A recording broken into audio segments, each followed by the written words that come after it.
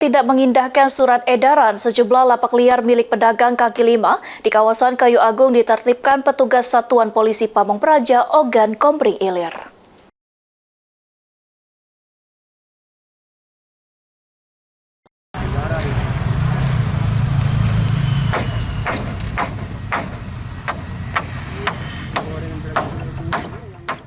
Petugas Satuan Polisi Pamong Praja Ogan Komering Ilir melakukan penertiban lapak liar pedagang kaki lima di kawasan Jalan HM Yusuf Singadekane, tepatnya di depan kantor pelayanan pajak Pratama Kayu Agung Oki.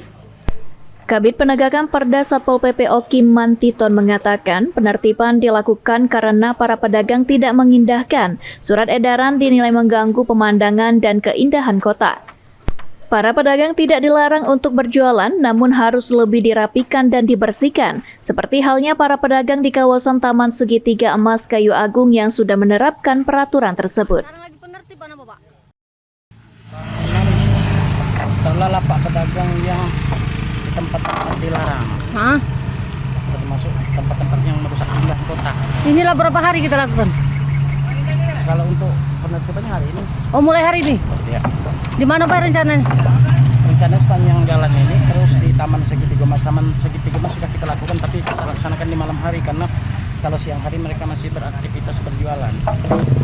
Kalau untuk bahan-bahannya tetap kita serahkan ke pemiliknya. Jadi intinya dia tidak boleh lagi berjualan di sini? Boleh, tapi dia ada berjualan, tapi dia harus rapi. Jadi Pak, kalau dia tidak berjualan dia harus membongkar sendiri. Jadi setelah berjualan dia harus sudah kosong.